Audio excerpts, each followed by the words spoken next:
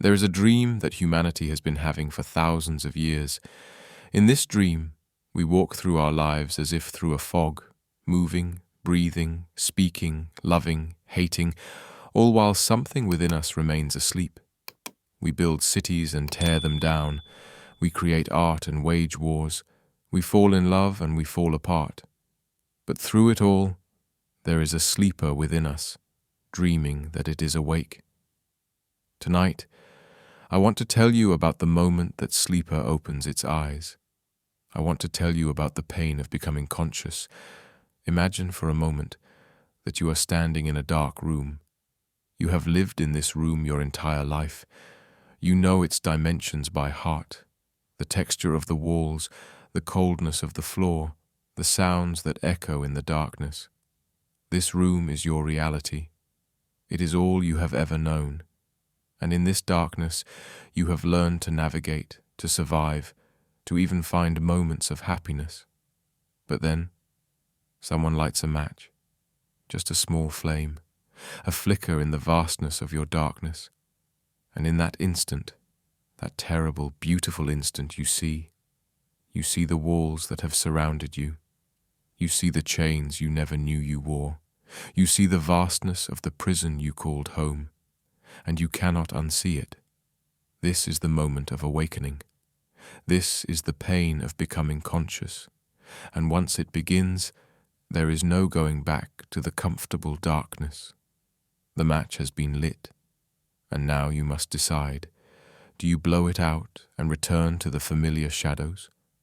Or do you let it burn, knowing that the light will reveal everything, including the parts of yourself you have spent a lifetime hiding from? The ancient Greeks had a word for this moment: anagnorisis, the instant of recognition, the sudden awareness that changes everything. In their tragedies, this was the moment when the hero finally sees the truth of their situation, when Oedipus realizes the terrible reality of his fate, when the veil is lifted and there is no more hiding. But what the Greeks understood, and what we have forgotten, is that this recognition is not simply an intellectual exercise. It is not merely a change in what we know. It is a fundamental transformation in what we are. To become conscious is to undergo a kind of death, the death of the comfortable illusion we called ourself. Carl Jung, the Swiss psychiatrist who spent his life mapping the hidden territories of the human psyche, wrote something that still echoes through the corridors of psychological understanding. He said, "There is no coming to consciousness without pain. Not discomfort, not difficulty. Pain. The word is deliberate, because what Jung understood, what every mystic, every philosopher, every person who has truly awakened has understood, is that consciousness is not a gentle gift bestowed upon the willing. It is a violent eruption, a tearing away of veils, a dismantling of everything we thought we were. Why? Why must awakening hurt? Why can't enlightenment be a soft landing, a gentle transition from ignorance to understanding? The answer lies in what consciousness actually is. We think of consciousness as simply being aware. But true consciousness, the kind that transforms, is something far more terrifying and magnificent. It is the ability to see ourselves seeing, to think about our thinking, to hold ourselves at a distance and examine what we find there. And what we find there is not always beautiful. In fact, what we find there is often monstrous. We find the parts of ourselves we have disowned. We find the shadow, that vast, dark continent of rejected impulses, denied emotions, and exiled aspects of our being. We find the lies we have told ourselves, the stories we have constructed to make sense of our suffering, the elaborate defenses we have built to protect us from our own truth. To become conscious is to meet your shadow, and that meeting is never gentle. I want you to understand something fundamental before we go deeper into this exploration. The pain of becoming conscious is not a bug in the system. It is not a flaw in the design of human psychology. It is the price of admission to a fuller, more authentic existence. It is the toll we must pay to cross from the realm of sleep into the realm of awakening. And here is what makes this pain so particularly exquisite. Unlike physical pain, which we instinctively recoil from, the pain of consciousness carries within it something magnetic, something that calls to us even as we flee from it. It is the pain of truth. And truth, as any seeker will tell you, is simultaneously the most painful and most liberating force in human experience. The philosopher Friedrich Nietzsche understood this paradox deeply. He wrote about what he called the revaluation of all values, the moment when everything you believed about yourself, about the world, about meaning and purpose, suddenly inverts. What you thought was strength reveals itself as weakness. What you thought was love reveals itself as need.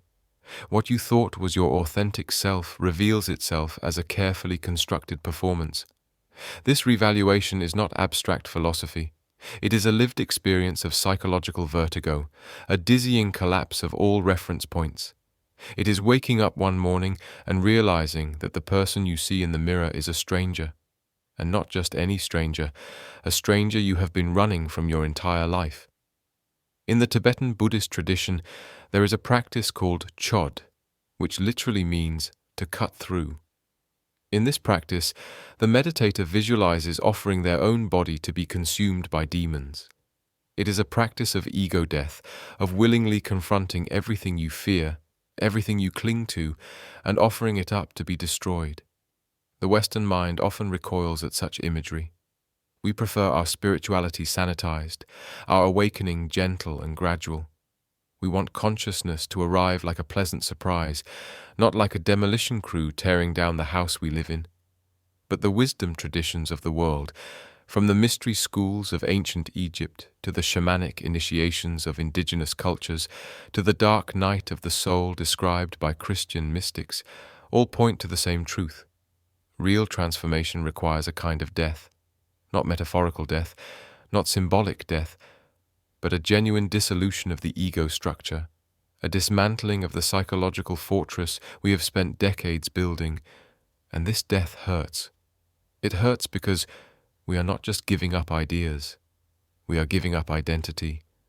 We are surrendering the very structure through which we have organized reality. We are letting go of the psychological immune system that has protected us from overwhelming truth.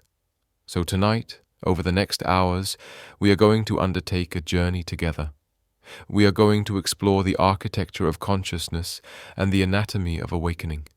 We are going to trace the historical, psychological, and philosophical dimensions of what it means to become truly aware. We are going to meet the thinkers and the mystics who have mapped this terrain before us. And we are going to confront the question that underlies all of this. If consciousness is so painful, if awakening requires such suffering, why would anyone choose it? The answer, as you will discover, is that at a certain point in your development, you no longer have a choice. The sleeper within you begins to stir. The questions begin to arise. The comfortable narratives begin to crack. And you find yourself standing at a threshold between the world of sleep and the world of awakening, knowing that to step forward is to accept pain, but to step back is to accept a kind of living death. This is where we find ourselves now, at the beginning of this exploration. The match has been lit. The journey has begun. And there is no map that can fully prepare you for what lies ahead, only the promise that on the other side of this pain, there is something vast and luminous waiting to be born. Welcome to the pain of becoming conscious. To understand the pain of awakening, we must first understand the architecture of sleep. We must map the intricate psychological structures that keep us comfortable in our unconsciousness. We must trace the origins of the very mechanisms that make consciousness so difficult to achieve. Let us begin at the beginning, with a child entering the world. When a human being is born, they arrive in a state of pure, undifferentiated awareness. There is no self yet, no ego, no division between subject and object. The infant exists in what psychologists call oceanic consciousness, a state of complete merger with reality, where the boundary between self and world has not yet formed. This is not enlightenment, despite what some romantic interpretations might suggest. It is simply unorganized chaos, raw sensation without structure. But it is also, in its own way, a kind of wholeness, a pre-conscious unity that we will spend the rest of our lives unconsciously trying to reclaim. And then something happens. The child begins to construct an ego.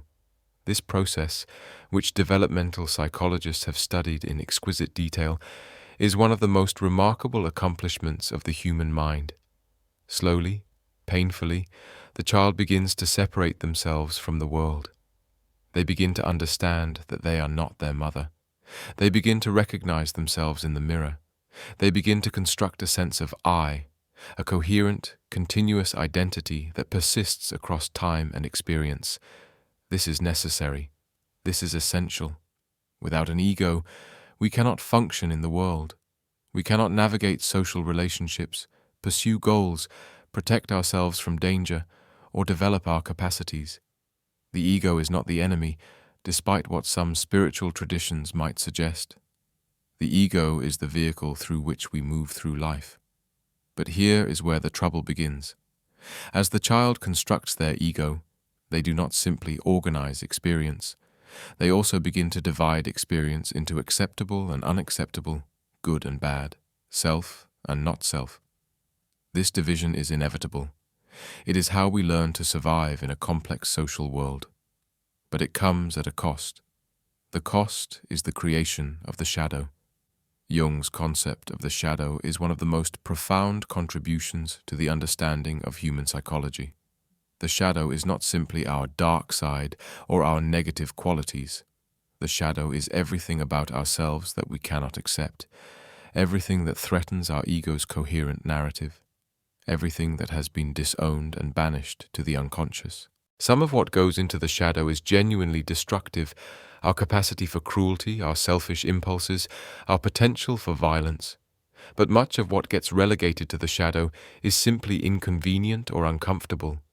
Our vulnerability, our creativity if it wasn't rewarded, our anger if it wasn't allowed, our sexuality if it was shamed, our power if it was punished, our gentleness if it made us seem weak. The shadow grows throughout childhood and into adulthood, fed by every moment of judgment, every instance of rejection, every time we had to suppress part of ourselves to be accepted, to be loved, to be safe. And here is the terrible irony. The stronger our ego becomes, the larger our shadow grows. The more rigidly we define ourselves as good, the more we must exile everything we deem bad. The more we identify with being intelligent, the more we must deny our foolishness. The more we cling to being kind, the more we must repress our aggression. We become fragmented, divided against ourselves, walking through life as an edited version of our totality, having disowned so much of what we actually are. The ancient Gnostics had a profound understanding of this state. They called it kenoma, the realm of deficiency, the world of divided consciousness, the prison of fragmentation. In their cosmology, human beings were sparks of divine consciousness, trapped in material existence, having forgotten their true nature. While we might not accept the literal cosmology, the psychological truth is unmistakable. We are consciousness that has forgotten it is conscious. We are awareness that has fallen asleep to itself. We are wholeness that has shattered into fragments and then forgotten that we were ever whole. And the mechanism that maintains this sleep, the psychological structure that keeps us comfortably unconscious, is what I call the architecture of sleep. This architecture has several key components, each one functioning to prevent the painful emergence of consciousness. The first pillar, identification. We identify completely with our ego, with our thoughts, with our emotions, with our story. We say, I am anxious, rather than anxiety is present. We say, I am my achievements, rather than achievements have occurred through this organism.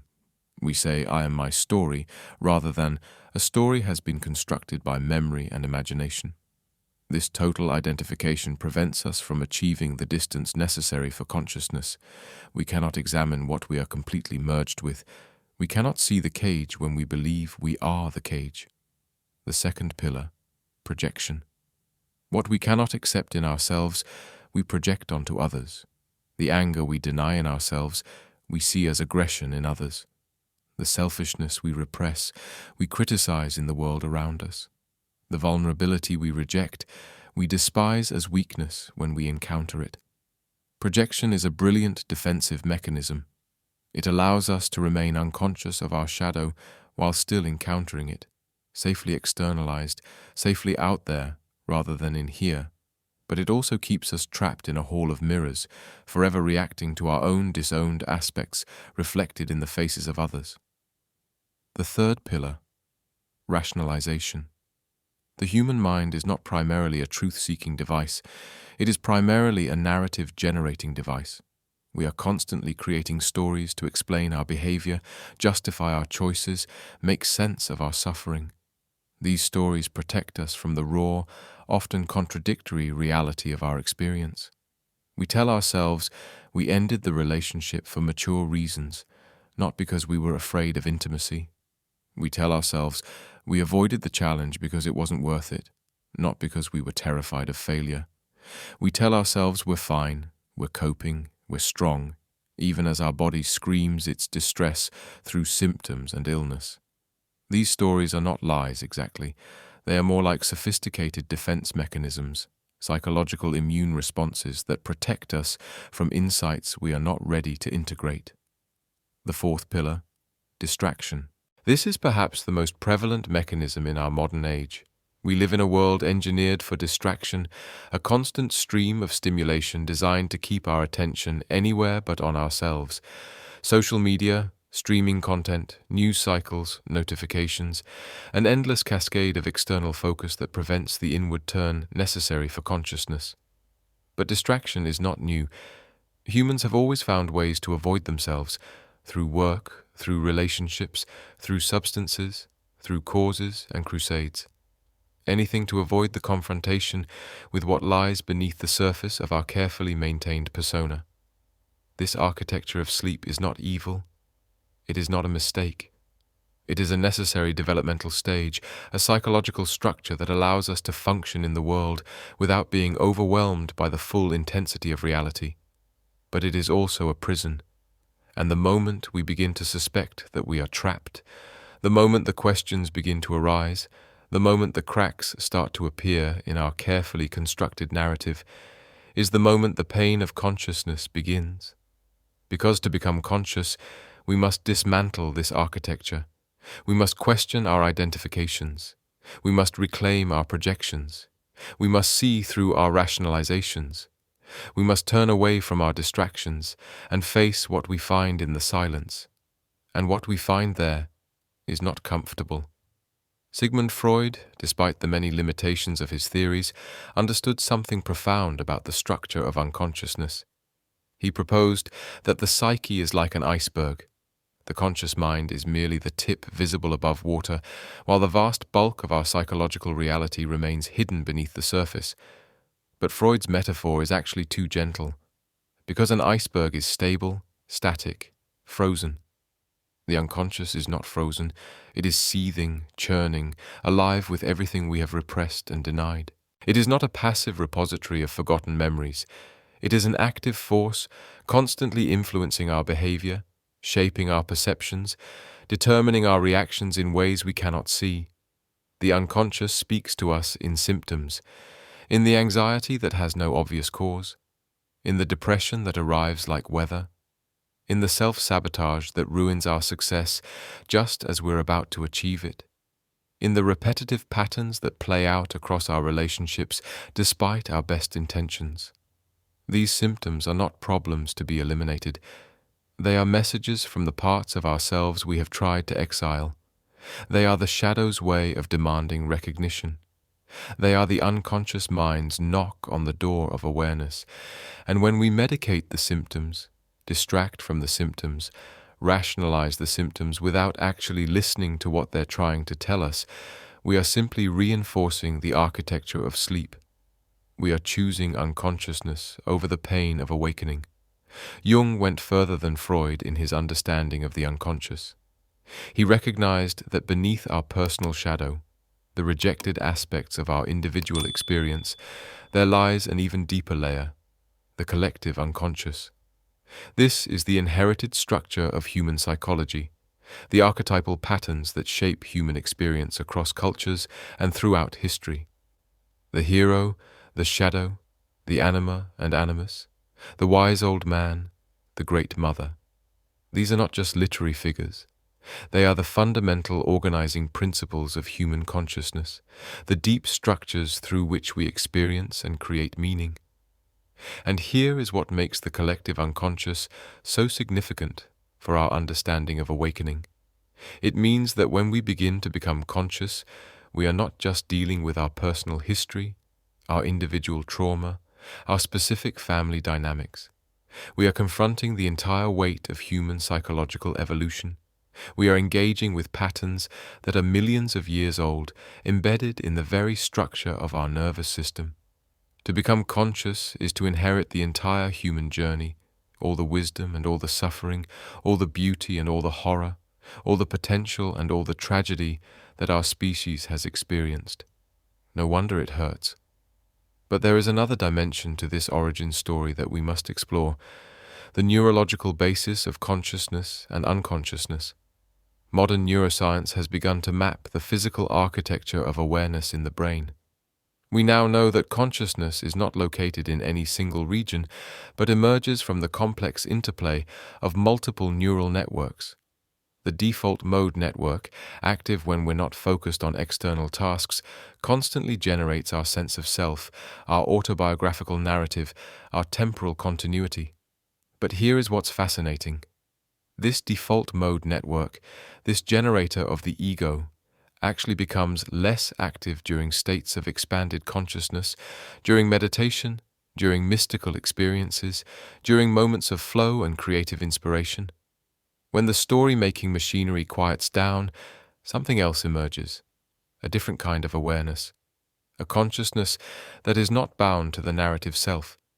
The neuroscientist Jill Bolte-Taylor, who experienced a massive stroke that temporarily shut down her left hemisphere, described the experience as a dissolution of boundaries, a state of nirvana, a sense of unity with everything. But she also described it as terrifying, because without the organizing structure of the ego, without the narrative thread of identity, there was no coherent I to navigate reality. This neurological evidence points to something crucial. The architecture of sleep is not just psychological, it is biological. It is embedded in the very structure of our brain, shaped by millions of years of evolution. The ego, with all its defensive mechanisms, is a survival adaptation. It helped our ancestors navigate social hierarchies, remember who to trust, plan for the future, maintain a coherent sense of self across time. But what was adaptive in the past may be a limitation in the present. What helped us survive may now prevent us from truly living. And so we arrive at a paradox that lies at the heart of the pain of consciousness. The very structures that protect us are the structures that imprison us.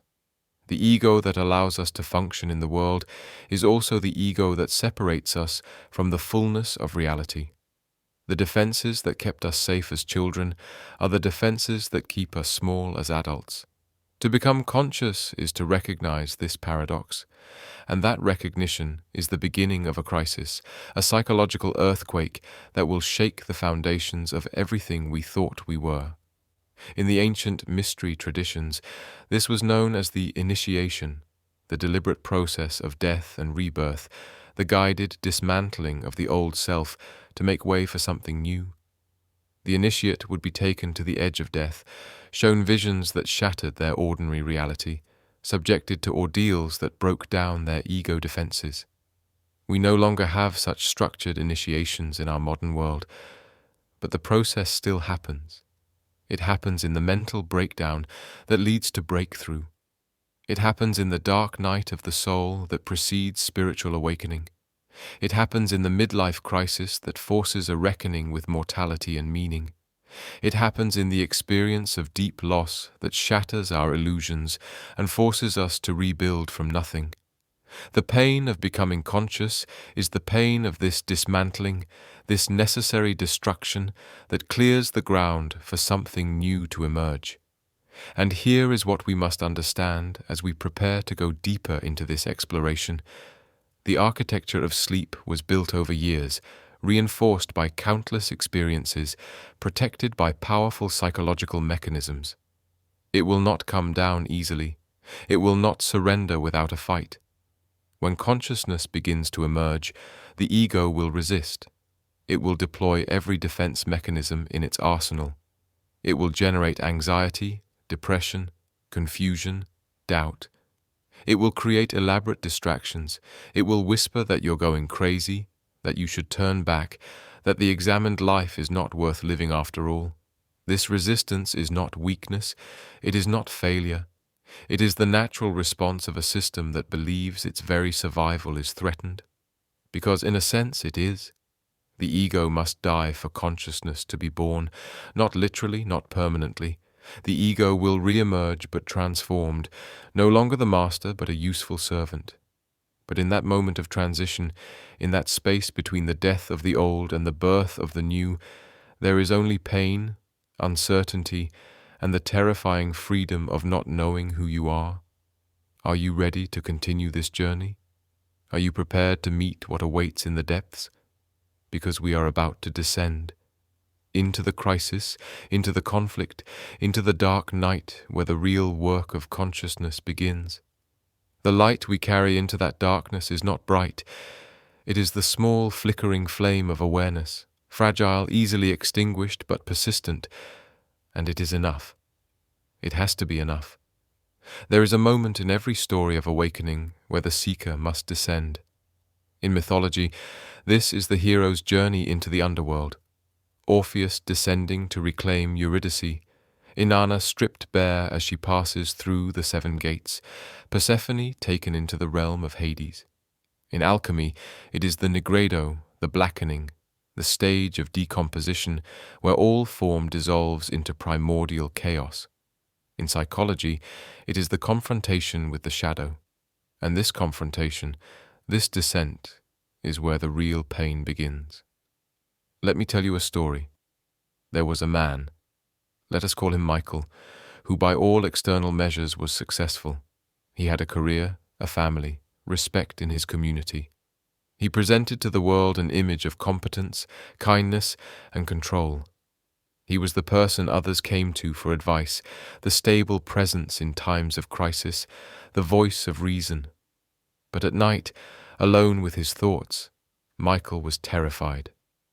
Terrified of what he didn't know, terrified of the anger he kept buried beneath his calm exterior, terrified of the desires that contradicted his self-image, terrified most of all of the growing sense that the person he presented to the world was not real, that beneath the mask there was something dark, something shameful, something that must never be revealed. For years, Michael managed this terror through the architecture of sleep. He worked constantly, leaving no space for introspection. He rationalized his dissatisfaction as maturity, his emotional numbness as stability. He projected his repressed anger onto others, seeing them as unreasonable while maintaining his own careful composure. And then one day, the architecture cracked. It wasn't dramatic. No lightning strike, no sudden catastrophe. Just a moment of unexpected honesty from a colleague. You know, Michael, sometimes I wonder if any of us really know you. Such a simple observation, such devastating consequences, because in that moment, Michael knew it was true. Not only did others not know him, he didn't know himself. The person he had constructed, the identity he had maintained for decades, suddenly revealed itself as exactly what it was: a construction, a performance, a defense against something deeper and more true and infinitely more frightening. And once you see the mask, you cannot unsee it. This is how the descent begins, not with a choice, but with a crack in the armor. Something slips through the defenses, a comment that lands wrong, a feeling that won't be suppressed, a dream that disturbs you more than it should, a moment of unexpected emotion that reveals depths you didn't know were there. and suddenly, the questions begin. Who am I really? What do I actually want? Why do I feel so empty despite having everything I thought I needed? Why do my relationships feel hollow? Why does my success taste like ash? What am I running from? What am I afraid of? These questions are dangerous because they cannot be answered through the usual mechanisms. You cannot rationalize them away. You cannot project them onto others. You cannot distract from them indefinitely. They demand something more. They demand that you look. And looking is precisely what the ego has spent your entire life preventing you from doing. Jung wrote about what he called the confrontation with the unconscious, the psychological crisis that occurs when the repressed contents of the psyche can no longer be kept at bay. He experienced this himself in what he called his creative illness, a period of intense psychological turmoil where he was flooded with visions, dreams, and overwhelming emotions that threatened to tear apart his sense of self. For years after his break with Freud, Jung descended into his own depths. He engaged in what he called active imagination, dialoguing with the figures that emerged from his unconscious, giving form to the chaos, mapping the territory of the psyche's underworld. The experience nearly destroyed him.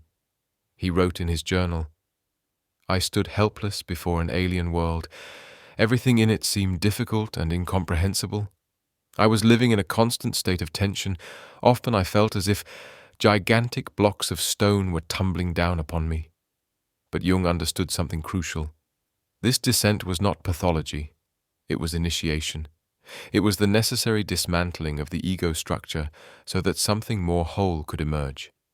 This is what we must understand about the pain of becoming conscious. It is not a sign that something is going wrong. It is a sign that something is going right. The pain is not the disease. It is the cure breaking through. When we begin to descend into shadow, we discover that what we have disowned has not disappeared. It has been growing in the dark, gathering strength, waiting for its moment to emerge.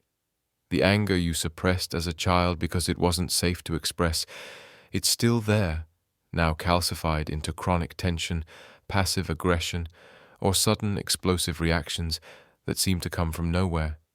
The grief you couldn't process because you had to be strong for others.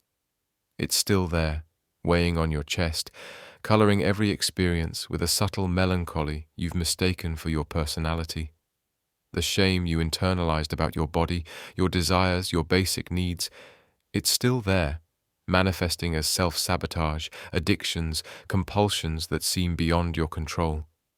The parts of yourself you had to exile to be accepted, your wildness, your creativity, your authentic power, they're still there, occasionally breaking through in dreams or in moments when your guard is down, reminding you of what you've lost. This is the shadow, not evil, but exiled, not bad, but banished, not dark by nature, but darkened by rejection. And when we begin to become conscious, we must meet these exiled parts. We must face what we have fled from. We must reclaim what we have disowned. This is not pleasant work. In fairy tales and myths, the descent into shadow is often depicted as an encounter with a monster or a demon. The hero must face the dragon, confront the witch, do battle with the beast. But these stories are not just entertainment, they are psychological maps. The monster is not external. The demon is your own denied reality. The dragon is the guardian of your unlived life, and you cannot kill the dragon. You can only integrate it. This is where modern culture's addiction to positive thinking and good vibes only reveals its profound limitation. We want to bypass the shadow, to transcend it through spiritual practice or psychological technique. We want to go from sleep directly to enlightenment without passing through the painful middle stage of seeing what we actually are. But consciousness doesn't work that way. You cannot transcend what you haven't first integrated. You cannot rise above what you haven't first descended into. The only way out is through. Let me share with you some of the specific pains that arise during this descent, because naming the pain can sometimes help us bear it. The pain of disillusionment. This is the pain of discovering that your story about yourself was not true, that the identity you carefully constructed was a persona, not a person, that your motivations were not as pure as you believed, that your relationships were built on needs rather than love, that your achievements were driven by inadequacy rather than genuine passion. This pain feels like the ground falling away beneath your feet. Everything you used to be certain about becomes uncertain. Every relationship must be questioned. Every accomplishment must be re-evaluated. You enter a state of not knowing that is profoundly uncomfortable for the ego, which derives its sense of security from knowing, from having answers, from maintaining a coherent narrative. The pain of responsibility. As you become conscious, you can no longer maintain the fiction that you are simply a victim of circumstances. You begin to see your own complicity in your suffering. You recognize the patterns you've repeated, the red flags you've ignored, the choices you've made, consciously or unconsciously, that led you to where you are. This is not about blame or guilt. It is about recognizing agency. But that recognition is painful because it means you can no longer hide behind excuses. You can no longer claim that life happened to you. You must acknowledge that you are happening to life, that you are, to a significant degree, the author of your experience. With this recognition comes a terrible freedom. If you created this, you can create something different. But you must first acknowledge what you've created. And that acknowledgement can feel like self-condemnation. The pain of isolation. As you wake up, you may find that others remain asleep. You see patterns they don't see. You question assumptions they don't question. You feel things they have numbed themselves to feeling. And suddenly, you are alone in a way you've never been alone before. Your old relationships may not survive your awakening. The social circles that gave you identity may no longer fit. The conversations that used to engage you now feel hollow. You find yourself speaking a language that others don't understand, seeing a reality that others don't acknowledge. This isolation is not superiority. It's simply the loneliness that comes from being out of sync with the collective trance. You haven't left the tribe. You've woken up inside it and realized that everyone else is sleepwalking. The pain of the body. Consciousness is not just mental or emotional, it is visceral. When we begin to become aware, our body begins to release what it has been holding. Trauma stored in tissues, tension maintained for decades, emotions locked in the nervous system.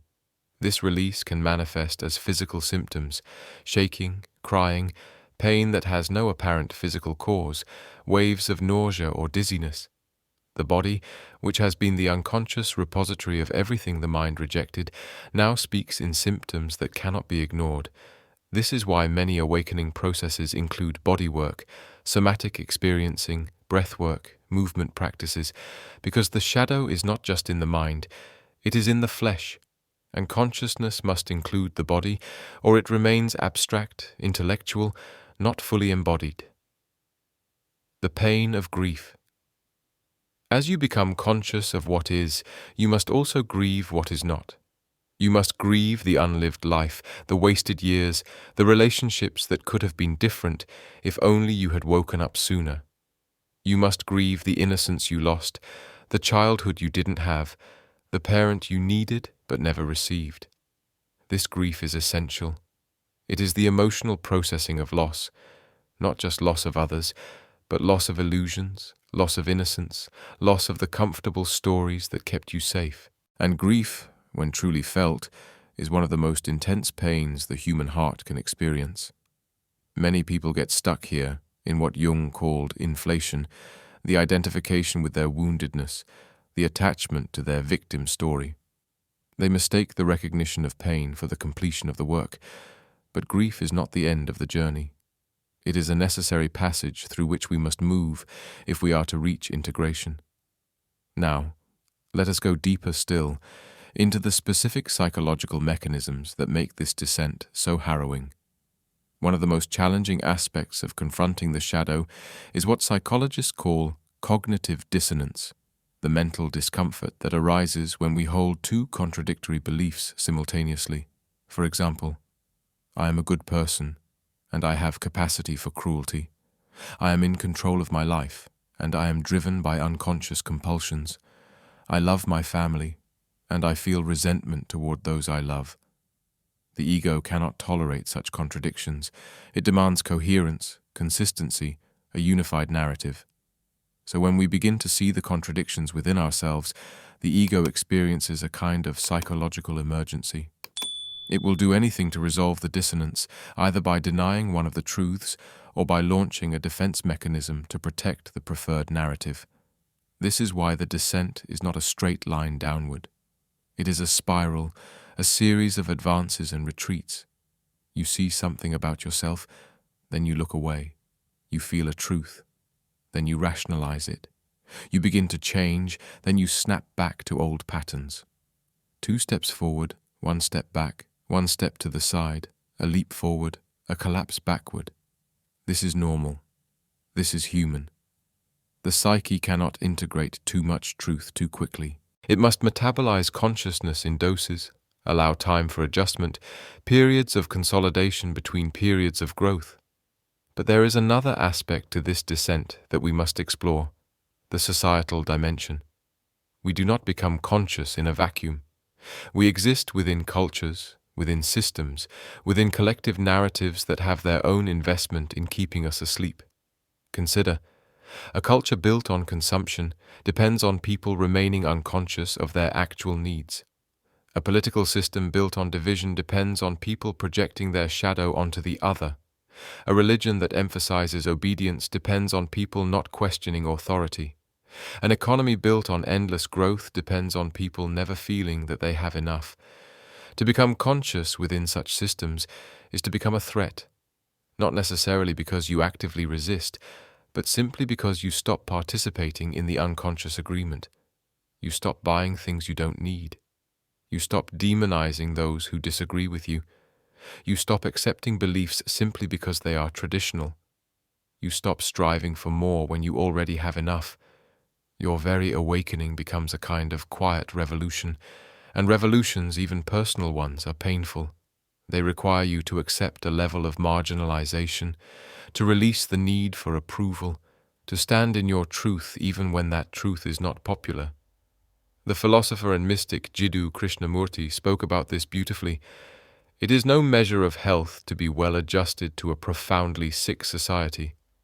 Becoming conscious means becoming maladjusted to unconsciousness, and that maladjustment will be interpreted by the sleepers as your problem, your neurosis, your dysfunction, when in fact it may be the healthiest response possible to an unhealthy situation. Let us now turn to the specific psychological stages of this descent, because understanding the map can help us navigate the terrain. Stage 1. The awakening of questions. This is where most people first become aware that something is wrong. Life isn't working the way it used to. The strategies that brought success now bring emptiness. The relationships that felt secure now feel suffocating. There's a vague sense of dissatisfaction, a feeling that there must be something more. At this stage, the questions are still tentative. You're not yet ready to fully challenge your identity or your worldview. You're simply wondering, doubting, sensing that the story you've been living is not the whole truth. Stage 2. The crisis. Something breaks, a relationship ends, a career collapses, a health crisis arrives, a loss that cannot be denied. Or sometimes nothing external changes, but something internal shifts, and suddenly you can no longer maintain the illusion. The architecture of sleep cracks, and what was hidden begins to emerge. This is the most dangerous stage because the pain is acute, but the meaning is not yet clear. You are in dissolution without yet seeing what will emerge. The old self is dying, but the new self has not yet been born. You are in the threshold, the liminal space, the dark night. Many people, when they reach this stage, turn back. The pain is too great, the uncertainty too overwhelming. They reconstruct the ego, seal the cracks, double down on their defenses. They choose the familiar prison over the terrifying freedom of the unknown, and that is a valid choice. Not everyone is called to make this journey at this time. There is no shame in recognizing that you are not yet ready for the work of consciousness, but for those who continue, for those who cannot turn back even if they want to, the crisis deepens. Stage 3. The encounter.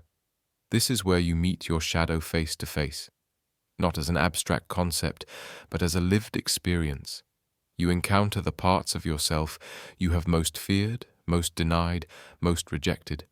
This might manifest as overwhelming emotions that you can no longer suppress, memories that you have repressed surfacing into consciousness, behaviors and patterns that you can no longer rationalize, dreams that show you aspects of yourself you don't want to acknowledge, projections that suddenly reveal themselves as such. This encounter is visceral, not intellectual. You don't just think about your shadow. You feel it, taste it, are overwhelmed by it. And in that overwhelm, there is a temptation to identify with the shadow, to believe that the darkness is you, that you are fundamentally broken, irredeemable. This is the inflation Jung warned about, mistaking a part for the whole. The shadow is not who you are. It is what you have denied about who you are. But in the moment of encounter, this distinction can be hard to maintain. Stage 4. The negotiation. If you survive the encounter, if you don't flee, don't collapse, don't identify completely with the shadow, then something remarkable begins to happen. You begin to relate to your shadow rather than be consumed by it. You start to see that your anger, your grief, your shame, your desire, all of it has information for you. All of it arose for reasons. All of it has been trying to tell you something that your ego wasn't willing to hear. This is the stage of integration, where you begin to reclaim the disowned parts of yourself, not by acting them out unconsciously, but by acknowledging them, understanding them, giving them a place at the table of your psyche. This stage requires immense compassion for yourself, for the child you were, for the person you've been trying to be. It requires the ability to hold paradox, to be both light and dark, both strong and vulnerable, both knowing and unknowing. Throughout this descent, you may find yourself asking, why? Why must this process be so painful? Why can't consciousness arrive gently, like dawn rather than like lightning? The answer is that consciousness is not an addition to who you are. It is a transformation of who you are. And transformation, by definition, means that something must die for something else to be born. The caterpillar does not become a butterfly by adding wings to its caterpillar body. It must dissolve completely into liquid in the chrysalis, breaking down into its constituent parts before reassembling as something new. The process is total, absolute, complete. So too with human consciousness. The ego that brought you to this point cannot take you further. It must dissolve, not forever, but enough to be reorganized at a higher level of complexity. The beliefs that kept you safe must be questioned. The identity that gave you coherence must be loosened. The stories that made sense of your suffering must be rewritten. This is why the pain. This is why the crisis. This is why the dark night. Not because you're doing it wrong, but because you're doing it right. And here, at the deepest point of the descent, in the darkest moment of the dark night, something extraordinary can happen, something that cannot be forced, cannot be predicted, cannot be manufactured by will or technique. In the moment of complete surrender, when you have exhausted all strategies, released all defenses, accepted all parts of yourself that you discover in the depths, there can arise a recognition that changes everything. The recognition that the one who is suffering is also the one who is aware of the suffering. That consciousness itself is not damaged, not wounded, not broken, even as what it witnesses may be all of those things. That awareness is not the same as the contents of awareness. This recognition, this glimpse of what mystics call witnessing consciousness or pure awareness, is the crack through which light begins to enter the darkness. It is not yet the end of the journey, but it is the beginning of the ascent, the first hint that there is a way through, that the pain has purpose, that the descent will not last forever. And with that recognition, we prepare to turn upward, to begin the climb back toward light, transformed by what we have encountered in the depths, carrying within us now both shadow and illumination, both wound and wisdom. The hardest work has been done, but the most mysterious work is yet to come. From the depths we begin to rise, but this rising is not a return to where we were before. You cannot descend into shadow and emerge unchanged. You cannot confront your unconscious and reconstruct the same ego. Something has shifted, something fundamental, and that shift, that transformation, is what we call awakening. The alchemists of medieval Europe spoke in symbols and metaphors, hiding their true knowledge in cryptic texts filled with images of dragons and lions, suns and moons, death and resurrection. They claimed to be searching for the philosopher's stone, the substance that could turn lead into gold. But the wisest alchemists knew they were not actually talking about metals. They were talking about consciousness. The lead was the unconscious, heavy, dense, unreflective. The gold was awareness, luminous, valuable, transformed. And the philosopher's stone was the process itself, the painful, difficult, dangerous work of transformation. Jung spent years studying alchemy because he recognized in its symbolic language a perfect map of psychological transformation. The stages the alchemist described, calcination, dissolution, separation, conjunction, fermentation, distillation, coagulation, were the stages of individuation, the process by which the fragmented psyche becomes whole. We have passed through the nigredo, the blackening, the stage of death and dissolution. Now we enter what the alchemists called the albedo, the whitening, the stage of purification and illumination. This is where the work of integration truly begins. Integration is not the same as transcendence. This is crucial to understand. Western spirituality often emphasizes transcendence, rising above the ego, going beyond the body, escaping the limitations of human existence. But transcendence without integration is dissociation. It is spiritual bypassing. It is another, more sophisticated form of escape. True awakening requires that we descend before we ascend, that we integrate before we transcend, that we bring the shadow into the light before we claim to be the light. This is what Jung meant by individuation, not the strengthening of the ego, but the integration of the ego into a larger wholeness. The ego becomes a servant rather than a master, a useful tool rather than the entire structure. It remains functional. You still need it to navigate the practical world, but it is no longer identified as the totality of who you are. You begin to experience yourself as the awareness that contains the ego, rather than as the ego itself. This shift in identification is subtle but profound. It is the difference between I am angry and anger is present in my experience, between I am my story and a story is being told through this consciousness, between I must control everything and I can witness what unfolds. This new relationship with the ego creates what we might call psychological space, a gap between stimulus and response, between thought and identification, between emotion and reaction. In that gap, freedom emerges. This is not the freedom of doing whatever you want. It is the freedom of choosing your response rather than being driven by unconscious patterns. The freedom of recognizing a thought as a thought rather than as truth. The freedom of feeling an emotion fully without being consumed by it or needing to act it out. Viktor Frankl, who survived the horrors of Nazi concentration camps, wrote about this freedom in his profound book, Man's Search for Meaning. Between stimulus and response there is a space. In that space is our power to choose our response. In our response lies our growth and our freedom. But here is what Frankl knew and what we must understand. That space doesn't just appear. It must be created through the painful work of consciousness. It must be carved out through the confrontation with shadow, through the dissolution of identification, through the recognition that you are not your conditioned responses. The space is the gift of awakening. But awakening is not given. It must be earned through descent and integration.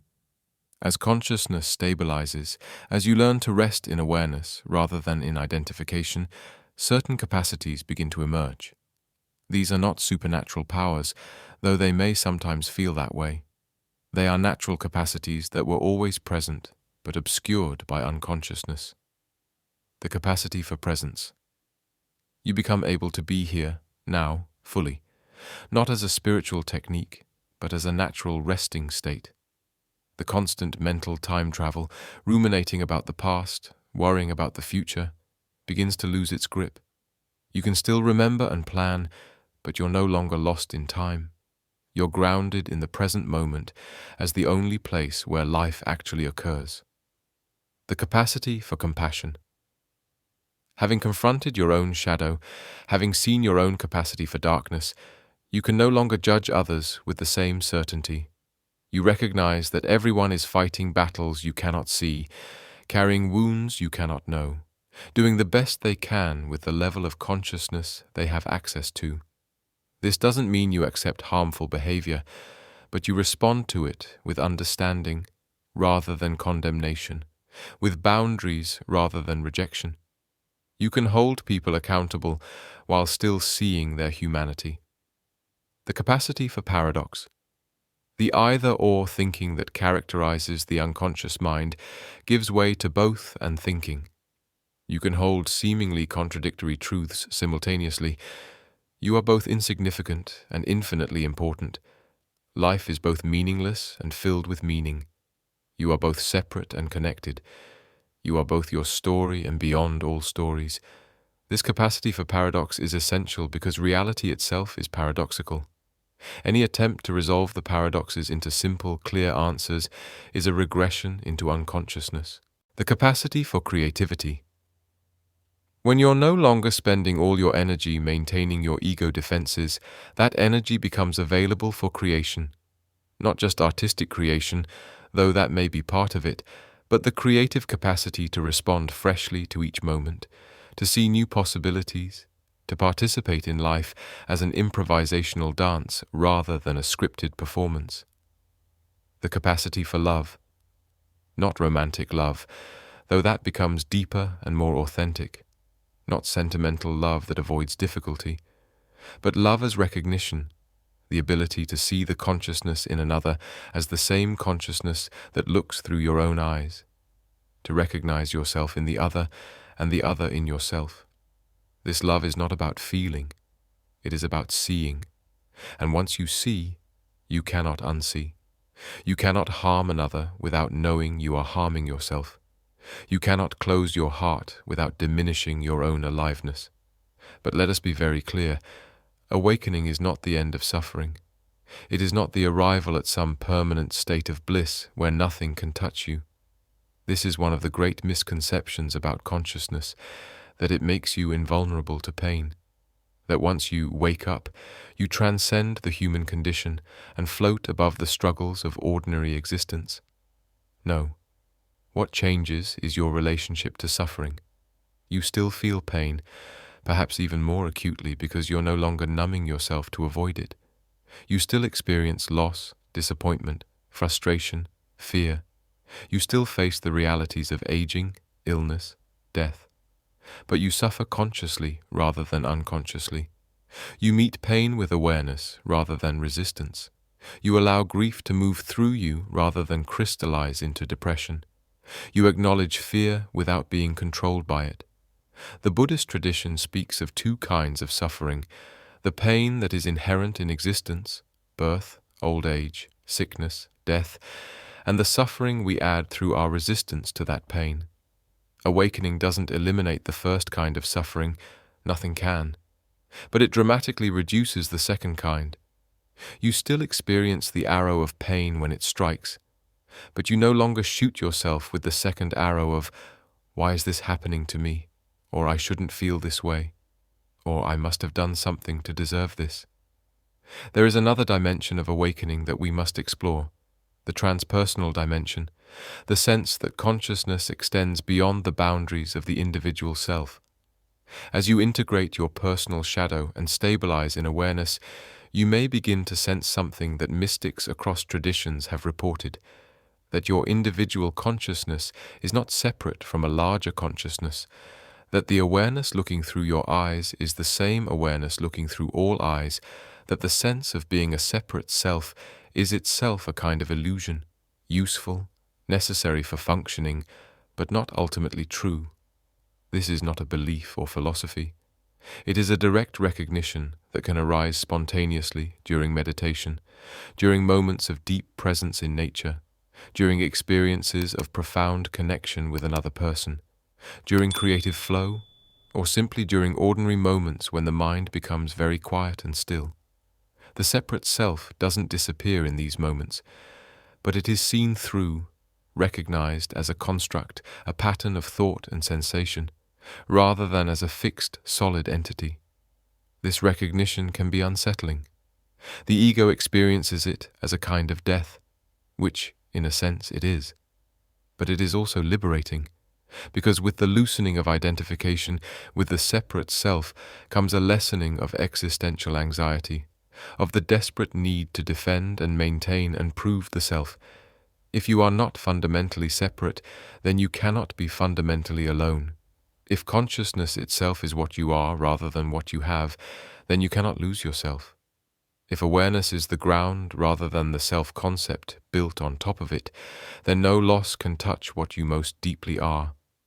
But here, we must be very careful. This transpersonal realization can become another trap if it is used to avoid the personal work of integration.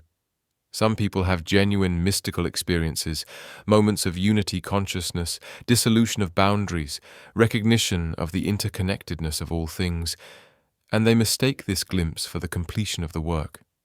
They believe they are enlightened based on these experiences, and they use the language of non-duality to avoid dealing with their personal shadow, their relational issues, their unhealed trauma.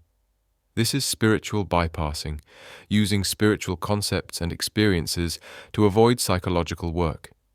It is another form of the architecture of sleep, more sophisticated than the others, but ultimately still an avoidance of full consciousness. True awakening includes both dimensions, the personal and the transpersonal, the relative and the absolute, the human and the divine. You must do the psychological work of integrating your shadow, healing your trauma, developing emotional maturity. And you must also recognize the transpersonal dimension, the awareness that transcends and includes the personal. Neither dimension alone is sufficient. You need both roots and wings, grounded in human reality, open to transcendent possibility. As awakening deepens and stabilizes, there can arise what we might call a second naiveté, a return to simplicity and ordinariness, but transformed by what you've seen in the depths. You are still the same person in many ways. You still have preferences, opinions, personality traits. You still get hungry and tired. You still have moments of confusion and doubt. You still make mistakes. But there is a lightness now, a sense of humor about the whole human drama. You can take things seriously without taking them too seriously. You can engage fully without being completely identified. You can care deeply while also recognizing the bigger picture. There is a Zen saying, before enlightenment, chop wood, carry water. After enlightenment, chop wood, carry water. The activities are the same. What has changed is the one who is doing them. Or rather, the relationship between doing and being has transformed. The activities are no longer a burden to be endured or a means to an end. They are simply what is happening, movements in consciousness, expressions of life lived moment by moment. This is not resignation or passivity. It is active participation without attachment to outcomes, engaged presence without identification with results. And here is something beautiful that begins to happen as awakening stabilizes. Your very presence becomes a catalyst for awakening in others. Not because you're teaching or proselytizing or trying to wake people up, simply because consciousness is contagious. When someone is deeply present, others feel it. When someone has done the work of integration, it creates a field that invites others into their own integration. You become what Jung called a wounded healer, someone who has descended into their own darkness and emerged transformed, and who can therefore hold space for others as they make the same journey. Not by giving advice or trying to fix anyone, but simply by being a presence that says, "I have been where you are. I have felt what you feel. There is a way through. You are not alone." This is perhaps the greatest gift of awakening, not what it does for you, but what it makes possible for others. Your liberation becomes an invitation to collective liberation. Your consciousness becomes a contribution to the evolution of consciousness itself. But we must also speak honestly about the challenges and dangers that persist even after awakening. One danger is inflation, believing that because you have had awakening experiences or insights, you are somehow special, superior, beyond the struggles of ordinary humans. This is the ego co-opting awakening, using spiritual experiences to reinforce separation rather than dissolve it. Another danger is nihilism, interpreting the recognition that the self is a construct to mean that nothing matters, that all values are arbitrary, that engagement with life is pointless. This is a misunderstanding of the emptiness teachings, confusing the absence of inherent existence with the absence of meaning.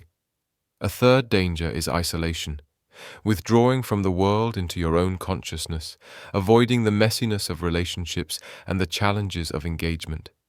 Awakening is not meant to remove you from life, but to allow you to participate more fully, more authentically, more courageously. And finally, there is the danger of attachment to awakening itself, clinging to peak experiences, trying to maintain special states, judging yourself harshly when you fall back into old patterns. But awakening is not a state to be maintained. It is a shift in ground of being that allows all states to arise and pass without as much identification. So what, then, is the purpose of all this? Why undergo the pain of becoming conscious? What is gained that justifies the suffering of the journey? The answer cannot be given. It can only be discovered. Because the fruits of awakening are not external achievements that can be measured or displayed. They are subtle shifts in the quality of your experience, changes that are obvious to you but may be invisible to others. You become more real, more authentic, more present, more alive. You stop living through a filter of conditioning and start responding directly to life as it is. You stop performing a role and start inhabiting your existence. You stop seeking approval and start trusting your own experience. You stop abandoning yourself and start coming home. These are not accomplishments to put on a resume. They are recognitions that shift your entire relationship to being alive. And once that shift occurs, you cannot imagine going back to unconsciousness, even though consciousness includes more pain than unconsciousness did. Because the pain of consciousness is real pain, felt fully in the moment, then released. While the pain of unconsciousness is dull, chronic, a background ache that never resolves, because it is never fully acknowledged. Better to feel everything once than to feel nothing forever. And there is something else, something that becomes clear only in the living of it. Consciousness is not just a personal journey.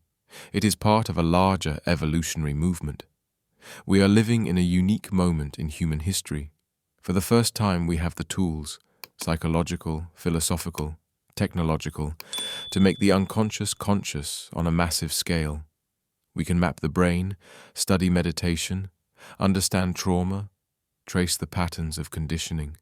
We can communicate across cultures, share insights, build on each other's understanding. Humanity is, in a sense, waking up to itself, not uniformly, not easily, not without resistance and regression. But the trend is unmistakable. More people are asking the questions. More people are doing the work. More people are refusing to remain asleep. Your individual awakening is your contribution to this collective awakening. Every time you choose consciousness over unconsciousness, awareness over reactivity, integration over fragmentation, you add to the field of human consciousness. You make it slightly easier for the next person to wake up. This is not mystical speculation. This is how culture evolves, how knowledge accumulates, how humanity progresses. Each generation stands on the shoulders of the previous generation. Each awakened individual makes awakening more accessible to others. You are not waking up just for yourself. You are waking up for all of us. And so, having descended into shadow and emerged transformed, having integrated the personal and glimpsed the transpersonal, having died to what you were and been born into what you are becoming, you stand now at a new threshold. This is not the end of the journey. There is no end. Consciousness is not a destination, but a direction. Not a state, but a process. Not an achievement, but an ongoing unfolding. You will continue to discover new layers of shadow. You will continue to face challenges that test your awareness. You will continue to fall asleep and wake up over and over in an endless spiral of descent and return. But now you know the territory. Now you have the map. Now you understand that the pain is not punishment, but purification, not pathology, but passage, not problem, but possibility. Now you know that consciousness is worth the price because the alternative, remaining asleep, living a half-life, dying without ever having been fully alive, is a greater pain than any awakening could bring. And with that knowing, we turn toward the conclusion of this journey, where we will integrate everything we have explored and point toward the future, both your personal future and the future of consciousness itself. The match is still burning. The light has grown brighter.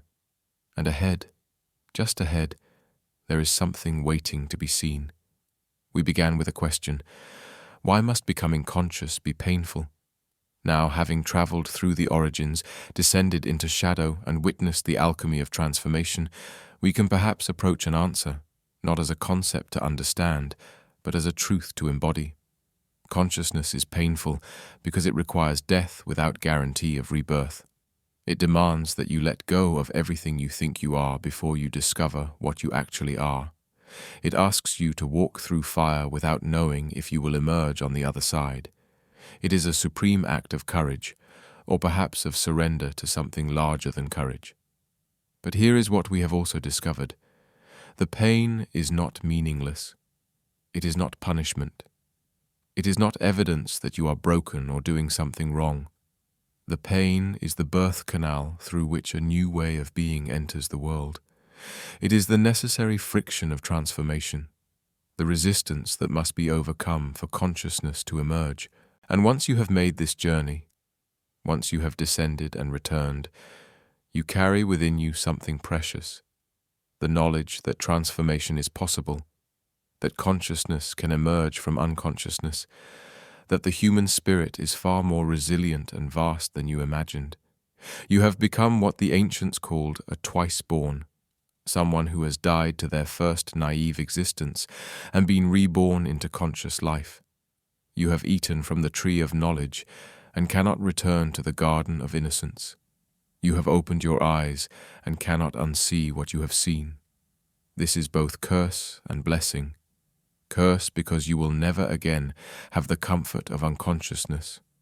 Blessing because you will never again have to live in its prison. You are awake now, or at least more awake than you were.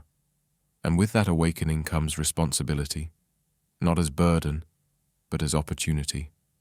The responsibility to live authentically, to speak truthfully, to act consciously, to participate in the ongoing evolution of human awareness. Your life becomes an answer to the question, what does it mean to live consciously in an unconscious world? What does it mean to carry light into darkness, not to banish the darkness, but to illuminate it, to see it clearly, to integrate it into a larger wholeness? There is a concept in Nietzsche's philosophy called eternal return, the idea that you might have to live your life over and over again, exactly as it was for all eternity. Nietzsche used this as a test. If you knew you would have to relive your life infinitely, would you change how you're living now?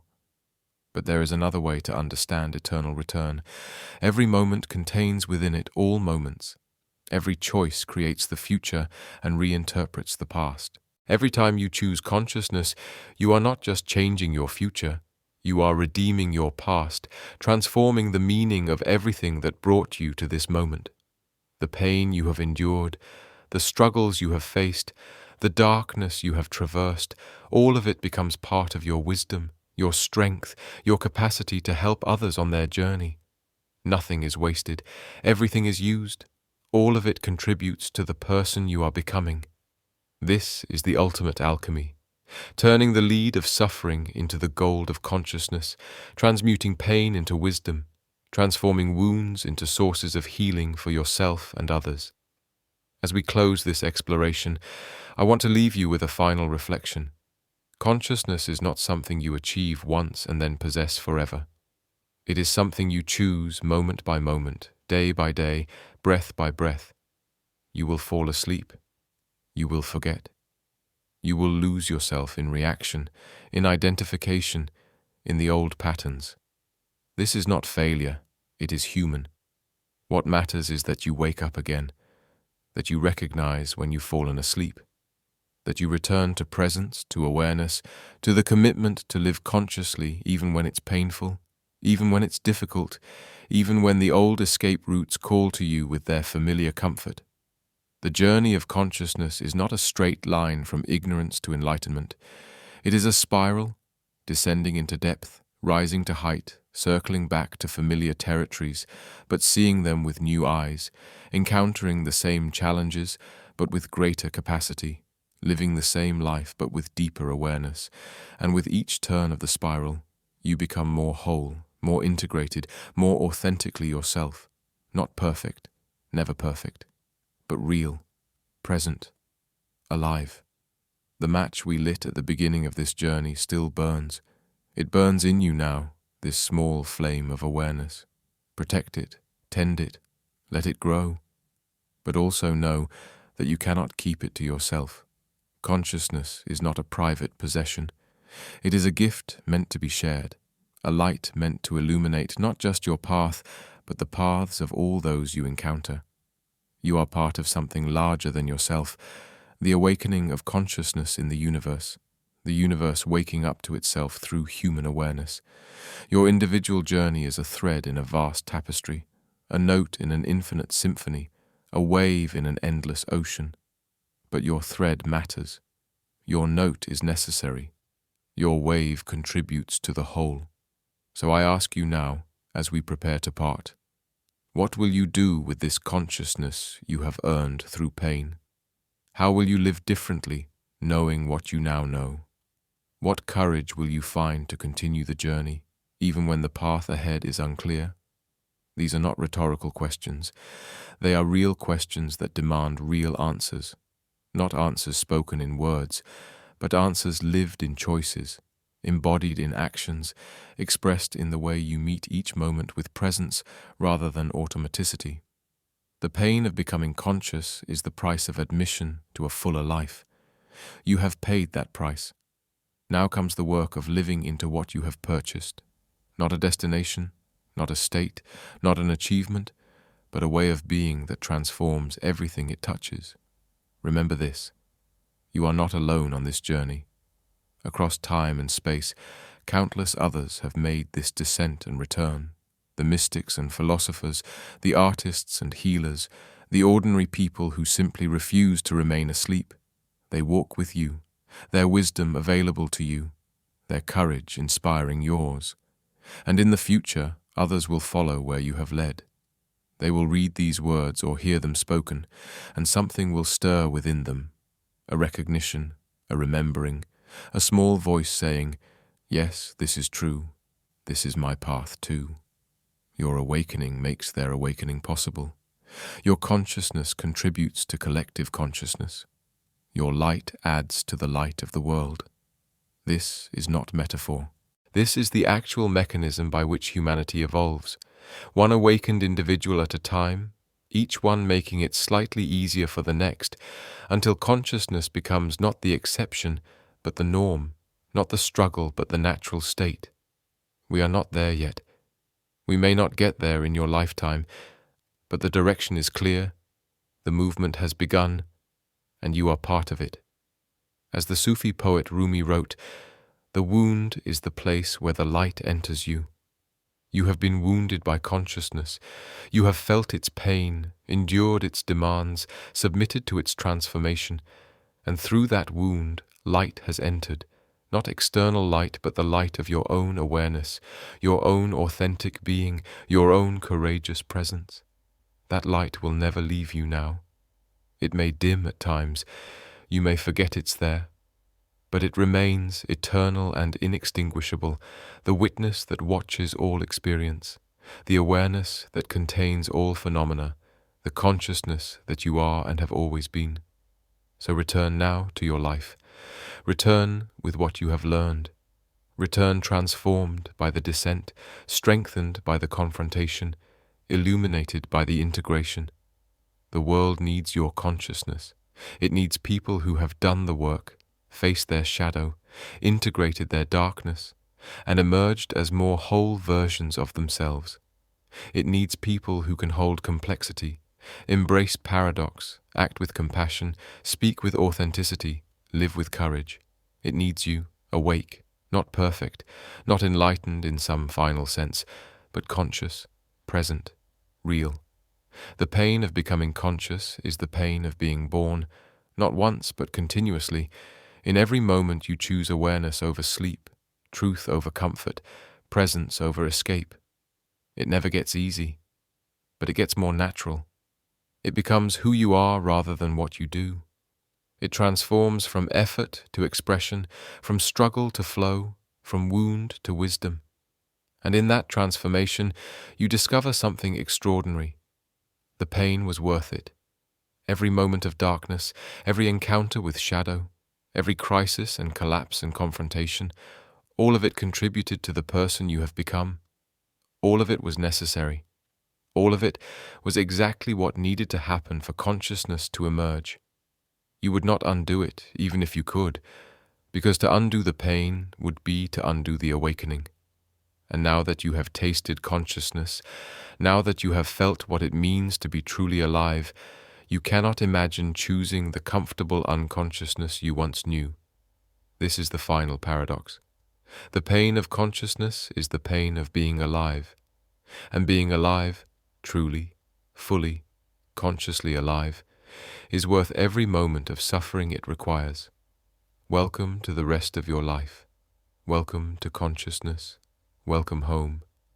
The match burns on. Thank you for taking this journey into consciousness. May you carry its light forward into all that you encounter. May your awakening serve the awakening of all. May the pain you have endured be transformed into wisdom that heals. Until we meet again in the depths, echoes of the ancients,